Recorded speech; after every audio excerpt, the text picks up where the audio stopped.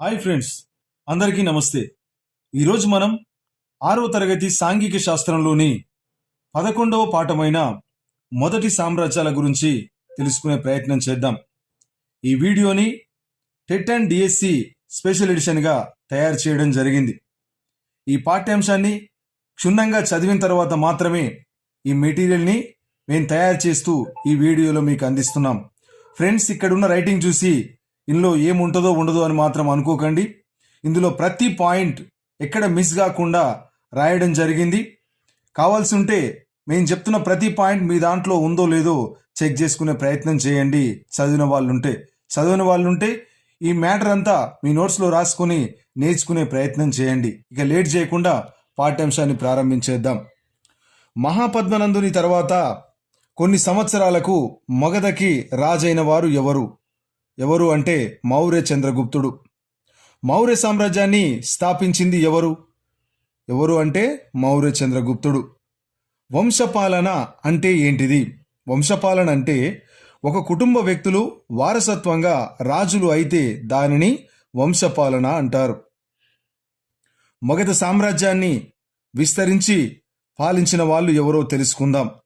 చంద్రగుప్తుని కొడుకు బింబుసారుడు, మనవడు అశోకుడు మగధ సామ్రాజ్యాన్ని విస్తరించి పాలించారు. మౌర్య సామ్రాజ్య విస్తరణ గురించి తెలుసుకునే ప్రయత్నం చేద్దాం. వేటి మధ్యలో ఉందో అని.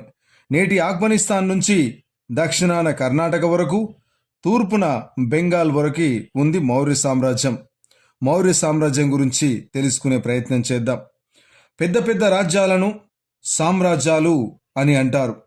వాటి రాజులను చక్రవర్తులు అంటారు. భారత ఉపఖండం తొలి చక్రవర్తుల్లో చంద్రగుప్త మౌర్యుడు ఒకరు. ప్రారంభంలో మగధ పరిమిత ప్రాంతాలకే పరిమితమయ్యి తరువాత కాలానికి మహాజనపదాలను కలుపుకొని విస్తరించింది. మగధ సామ్రాజ్యంలోని ప్రాంతాలు ఏవేవి తెలుసుకునే ప్రయత్నం చేద్దాం. మగధ సామ్రాజ్యంలో హిందూకుష్ పర్వతాలు, భారతదేశపు అతిపెద్ద ఎడారి అయిన థార్ ఎడారి, గుజరాత్, గంగా సింధు నదీలోయలు, మాల్వా పీఠభూమి, మధ్య భారతదేశపు అడవులు, కృష్ణ, తుంగభద్ర లోయ, గోదావరి లోయలు ఉన్నాయి. సామ్రాజ్యం గురించి తెలుసుకోవాలంటే ఏవి ఉపయోగపడతాయంటే ఆ కాలం నాటి పుస్తకాలు ఉపయోగపడతాయి. చంద్రగుప్తుడికి మంత్రి ఎవరు అంటే కౌటిల్యుడు. ఈయన పేరే చాణక్యుడు. కౌటిల్యుడు రాసిన పుస్తకం ఏంటిది? కౌటిల్యుడు ఏ పుస్తకం రాశాడు అంటే అర్థశాస్త్రం అనే పుస్తకాన్ని రాశాడు. చంద్రగుప్తుని ఆస్థానంలోని గ్రీకు రాయబారి ఎవరు అంటే మగస్తనీస్ రాసిన పుస్తకం ఏది అంటే ఇండికా. అశోకుడు శాసనాలు వేయించాడు. అశోకుడి సామ్రాజ్యంలోని ప్రాంతాల గురించి తెలుసుకుందాం. ఇది ప్రీవియస్ టెట్ అండ్ డిఎస్సి ప్రశ్న.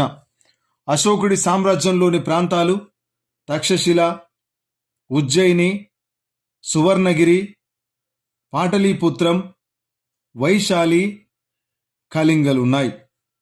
అర్థశాస్త్రం పుస్తకంలో ఏమున్నాయో తెలుసుకునే ప్రయత్నం చేద్దాం.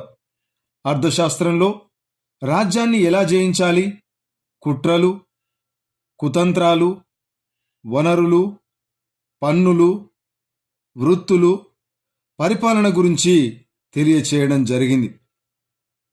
పాటలీపుత్రం, దాని పరిసరాలు ఎవరి ఆధీనంలో ఉంటాయి అంటే చక్రవర్తి యొక్క ఆధీనంలో, ప్రత్యక్ష పాలనలో ఉంటుంది.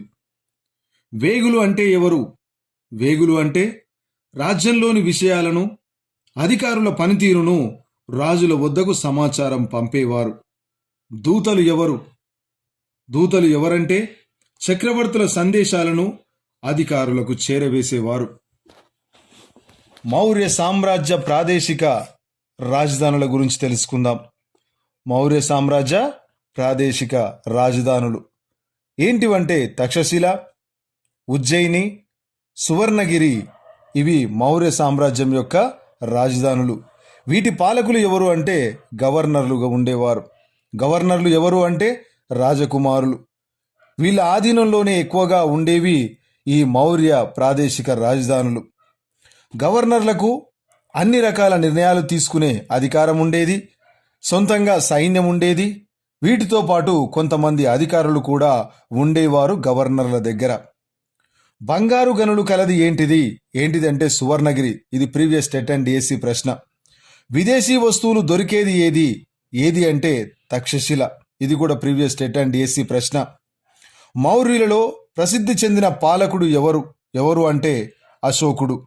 శాసనాల ద్వారా వర్తమానాన్ని ప్రజలకు చేరవేసిన మొట్టమొదటి రాజు ఎవరు అంటే అశోకుడు. ఇది ప్రీవియస్ టెట్ అండ్ డిఎస్సి ప్రశ్న. అశోకుని శాసనాలు చాలా వరకు ఏ భాషలో ఉన్నాయి అంటే ప్రాకృత భాషలో, బ్రహ్మలిపిలో ఉన్నాయి. ఇది కూడా ప్రీవియస్ టెట్ అండ్ డిఎస్సి ప్రశ్న. అశోకుడు ఏ యుద్ధంలో పాల్గొన్నాడు అంటే కళింగ యుద్ధంలో. కళింగ అనేది ఏంటిది?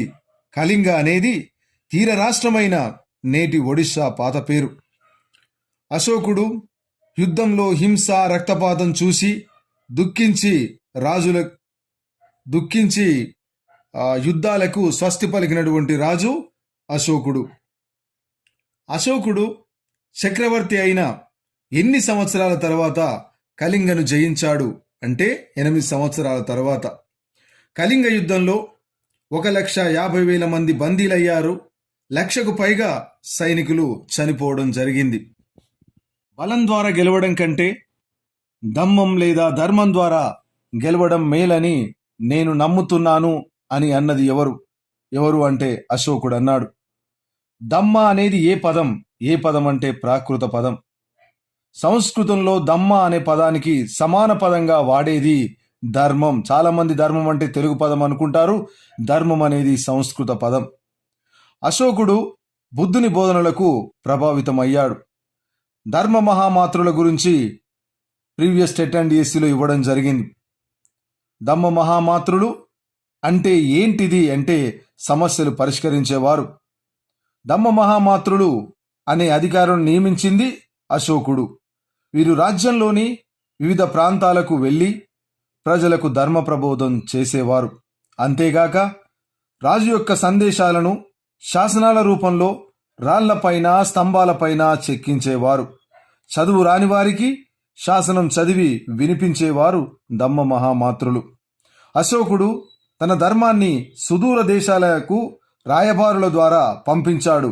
ఆ సుదూర దేశాలు ఏంటివంటే సిరియా, ఈజిప్ట్, గ్రీస్, శ్రీలంక. ఇది ప్రీవియస్ టెట్ అండ్ డిఎస్సి ప్రశ్న. అశోకుడు రోడ్లను నిర్మించాడు, బావులను తవ్వించాడు, సత్రాలను కట్టించాడు. మనుషులకే కాక జంతువులకు కూడా వైద్య సేవలు ఏర్పాటు చేశాడు. ప్రజలకు అశోకుని సందేశం ఏంటిదో తెలుసుకుందాం. అశోకుడు ఏం చెప్పాడు ప్రజలకు అని. ఆచారాల వల్ల ప్రయోజనం లేదు, వాటికి బదులుగా ఇతర పద్ధతులు పాటించాలి.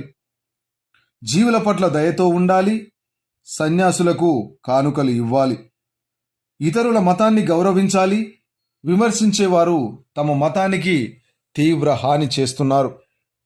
మౌర్యులు జయించిన దక్కన్, గోదావరి నది నుంచి కృష్ణ, తుంగభద్ర నదీలోయ వరకు గ్రామాలు, చిన్న చిన్న పట్టణాలతో ఉంది మౌర్య సామ్రాజ్యం. ఇనుముతో వస్తువులు, బంగారంతో ఆభరణాలు చేశారు. తెగ అంటే ఏంటో తెలుసుకుందాం. పుట్టుక, వివాహం వంటి బంధుత్వం సంబంధాలున్న సమూహాలను తెగ అంటారు. మౌర్య సామ్రాజ్యం పతనం తర్వాత తెగ నాయకులు చిన్న రాజులుగా అవతరించారు. శాతవాహనుల గురించి తెలుసుకుందాం. నర్మదా నది నుంచి కృష్ణా, గోదావరి డెల్టా వరకు విస్తరించిన విశాల సామ్రాజ్యాన్ని ఏర్పాటు చేసిన వాళ్ళు శాతవాహనులు. శాతవాహన రాజుల గురించి తెలుసుకునే ప్రయత్నం చేద్దాం.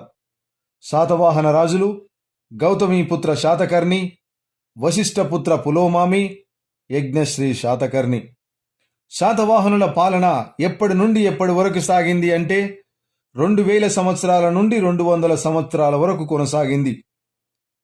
శాతవాహనులు కృష్ణా నదీ తీరాన అమరావతికి దగ్గరగా ఉన్న ధాన్యకటకాన్ని రాజధానిగా చేసుకుని పాలించారు. శాతవాహనుల రాజధాని ఏది అంటే ధాన్యకటకం. బౌద్ధ ఆరామాలు, స్తూపాలు నిర్మించిన ప్రాంతాలు ఎన్ని అంటే 3. అవి 1 అమరావతి, 2 బట్టిప్రోలు, 3 వడ్లమాను. దానమిచ్చిన భూములకు పన్ను చెల్లించాల్సిన పని లేదు. బెంగాల్తో రోమ్ వ్యాపారం సాగింది. కోటిలింగాల ఎక్కడ ఉంది? తెలంగాణలోని జగిత్యాల జిల్లాలో గోదావరి నది పెద్దవాగు కలిసే చోట శ్రీ పాద ఎల్లంపల్లి ప్రాజెక్టు ఎగువన ఉంది. ప్రాచీన జనపదాలలో ఒకటైన అస్మక రాజధాని కోటిలింగాల. శాతవాహనుల తొలి రాజధాని ఏది అంటే కోటిలింగాల. శాతవాహన వంశస్థాపకుడు ఎవరు అంటే శ్రీముఖుడు. శాతవాహనుల ముందు కాలానికి చెందిన వారు ఎవరు అంటే ఇక్ష్వాకులు. శ్రీముఖుని తర్వాత పాలకుడు ఎవరు అంటే కన్హ. కోటిలింగాలకు అనేక ద్వారాలు, 4 బురుజులున్నాయి. ఇది చాలా ఇంపార్టెంట్. కోటిలింగాలకు ఎన్ని బురుజులున్నాయనే ప్రశ్న రావచ్చు. 4. బౌద్ధ స్తూపాలు, విహారాలు, చైత్యాలు బయటపడిన ప్రాంతాల గురించి తెలుసుకుందాం. పనిగిరి, నేలకొండపల్లి, కొండాపూర్, ధూళికట్టు, పెద్ద బంకూర్, కీసరగుట్ట ఉన్నాయి. కర్ణాటక బళ్ళారిలో మేకదోని గ్రామంలో శిలాశాసనం ఉంది. శాతవాహన రాజు శ్రీ పులోమామి. ఆయన సేనాధిపతి స్కందనాగ. కుమారదత్త అధిపతిగా వేపురం గ్రామంలో కాంత తెగకు చెందినవాడు సంహ అనే గహపతి చెరువును తవ్వించాడు. శాతవాహనుల తర్వాత రాజులు ఎవరు అంటే ఇక్ష్వాకులు. రాజరికపు బిరుదులతో రాజులైన వారు ఎవరు అంటే ఇక్ష్వాకులు. ఇక్ష్వాకులు కృష్ణా నదీ తీరంలో నాగార్జున కొండ దగ్గర విజయపురిని రాజధానిగా చేసుకొని పరిపాలించారు. ఇక్ష్వాకుల రాజధాని విజయపురి. ఇక్ష్వాకులలో ముఖ్యమైన రాజులు ఎంతమంది అంటే 2. ఒకటి శాంతమూలుడు, రెండోది వీరపురుష దత్తుడు. ఇక్ష్వాకులు ఇతర రాజుల పిల్లలను పెళ్లి చేసుకొని చిన్న రాజ్యాలను కలిపే ప్రయత్నం చేశారు. ఇక్ష్వాకులు అశ్వమేధం, వాజ్పేయ యాగాలను చేసి బ్రాహ్మణులకు దానధర్మాలు చేశారు. ఇక్ష్వాకులు రాముని వంశం వారు అని చెప్పుకున్నారు. నాగార్జున కొండలో అతిపెద్ద ఆరామ స్తూపం నిర్మించారు ఇక్ష్వాకులు. 2000 సంవత్సరాల పూర్వం కుషానులు చైనా నుండి వలస వచ్చి క్రమంగా ఆఫ్ఘనిస్తాన్ కేంద్రంగా తమ సామ్రాజ్యాన్ని స్థాపించారు. ఎవరు అంటే కుషానులు. కుషానుల కాలంలో ప్రఖ్యాతిగాంచిన రాజు ఎవరు అంటే కనిష్కుడు. కనిష్కుడు సిఈ 78 అంటే 78లో సింహాసనం అధిష్ఠించాడు అని అర్థం. కనిష్కుడు పాకిస్తాన్ నుండి మధుర, అలహాబాద్ వరకు పరిపాలించాడు. ఆఫ్ఘనిస్తాన్ ప్రాంతాలు, ఆక్సస్ నదీ పరివాహక ప్రాంతం వరకు కుషానులు పరిపాలించారు. ఎవరి యుగంలో పెద్ద సంఖ్యలో బంగారు నాణేలు లభించాయి అంటే కుషానుల యుగంలో బంగారు నాణేలు పెద్ద సంఖ్యలో లభించాయి. సిఈ 78లో కనిష్కుడు చక్రవర్తిగా పట్టాభిషేకం చేసుకొని అధికారంలోకి వచ్చాడు కాబట్టే దీన్ని శకయుగమని లేదా శకాబ్ది అని అంటారు. శకయుగం లేదా శకాబ్ది అని దేన్ని అంటారు అంటే సిఈ 78ని అంటారు. దక్షిణ భారత ప్రజలు ఈ యుగాన్ని బాగా ఉపయోగిస్తారు. సిఈ అనేది సాధారణ యుగానికి 78 సంవత్సరాలు తరువాత ఉంటుంది. ఇది చాలా ఇంపార్టెంట్. గుప్త సామ్రాజ్యం గురించి తెలుసుకునే ప్రయత్నం చేద్దాం. గుప్త సామ్రాజ్య రాజులు నేటి బీహార్లోని ఒక చిన్న రాజ్యాన్ని పరిపాలించడం ద్వారా ప్రారంభమైనట్లు మనకు తెలిసిందే. గుప్త రాజులు ఎవరు అంటే మొదటి చంద్రగుప్తుడు, సముద్రగుప్తుడు, రెండో చంద్రగుప్తుడు, కుమారగుప్తుడు, స్కందగుప్తుడు. వీళ్ళు గుప్తరాజులు. ఆర్డర్ వైజే నేర్చుకోవాలి.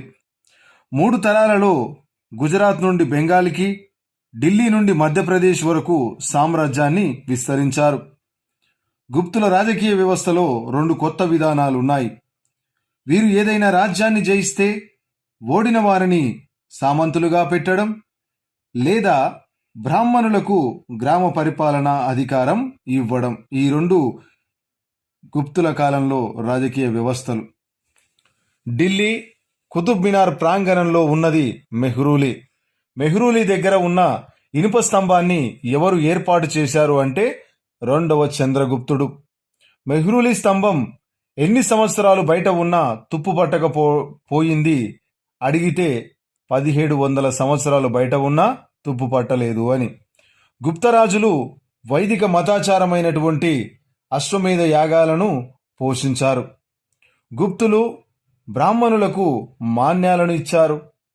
శివ, విష్ణు, దుర్గామాతలను పూజించేవారు గుప్తులు. సాంచి స్తూపం, బౌద్ధ స్తూపాలకు నిధులు ఇచ్చారు గుప్తరాజులు. గుప్తుల అందమైన దేవాలయాలను నిర్మించారు. వాటి గురించి తెలుసుకునే ప్రయత్నం చేద్దాం. మధ్యప్రదేశ్లో దియోగర్, ఉదయగిరి ఉంది. ఉత్తరప్రదేశ్లో బిటర్గామ్, ఎరాన్ ఉంది. శివ, విష్ణు, బౌద్ధ శిల్పానికి చెందినటువంటి సార్నాథ్ చాలా ప్రత్యేకమైనది. ఫ్రెండ్స్, ఈ వీడియో మీకు నచ్చితే లైక్ చేయండి, షేర్ చేయండి, సబ్స్క్రైబ్ మాత్రం తప్పకుండా చేసుకోండి. థ్యాంక్ యూ ఫర్ వాచింగ్ మహిళా దర్బార్ అఫీషియల్. Thank you. జై హింద్. వందే మాతరం.